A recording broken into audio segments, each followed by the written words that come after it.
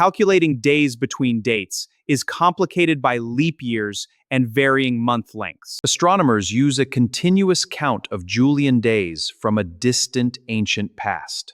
The system creator Joseph Scaliger combined three specific cycles and multiplied them. The Julian day begins at noon for the convenience of continuous night observations.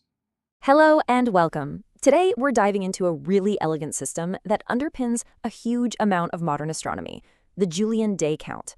It's a way of tracking time that completely ignores years, months, and weeks, and instead treats time as one single, unbroken stream of days.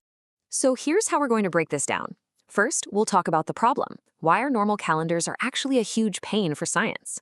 Then, we'll look at the solution, the Julian period itself. After that, we'll peek under the hood at its mathematical structure, and finally, we'll see why it's so incredibly useful in science, even today. All right, let's start with the why.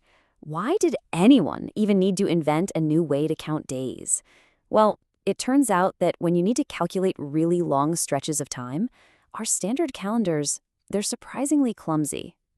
I mean, think about it for a second.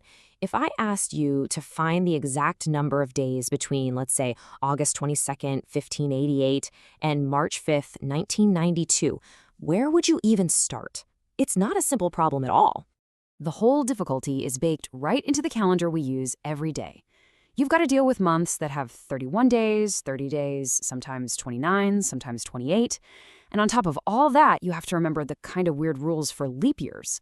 Over long time spans, this isn't just inconvenient, it's a recipe for making mistakes. So how do you get around this chronological chaos? Well, astronomers came up with a much more elegant system. And that system is the Julian period and its daily counter, the Julian day. The idea is just beautiful in its simplicity. Imagine time isn't a book of calendar pages you have to flip through. Instead, picture it as a single, incredibly long measuring tape. Each day is just the next number up. Julian days, or JD for short, are just that, a continuous count of days from one fixed point. And where does that measuring tape start? Well, day 0 was set way back to January 1st, 4713 BC.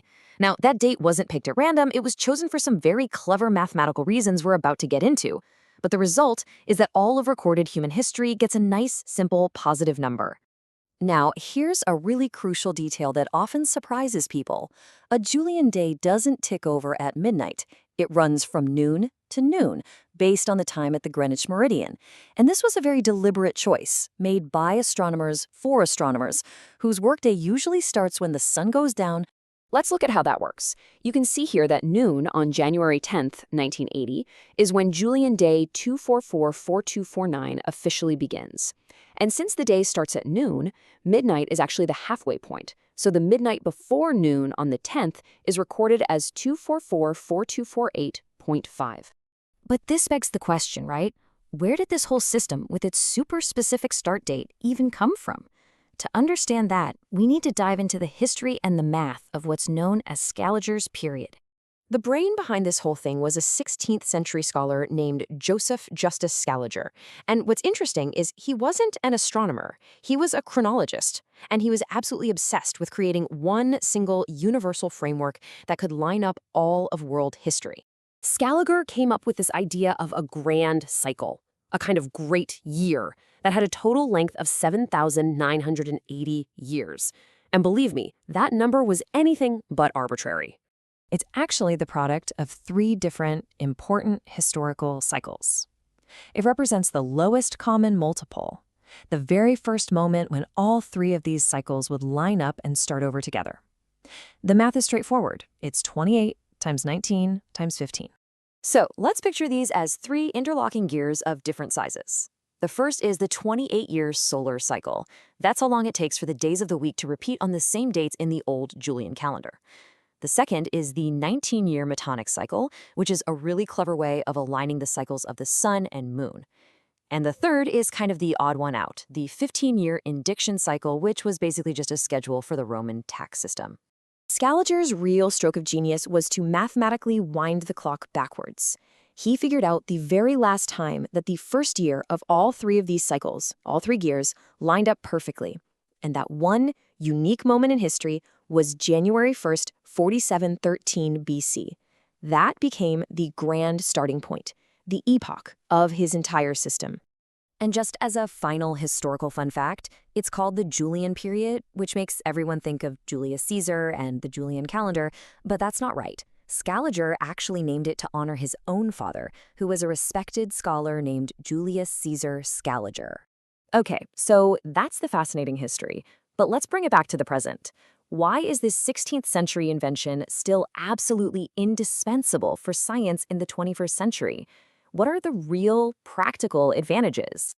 It really all boils down to three huge benefits that make the Julian day system so powerful: continuity, universality, and precision.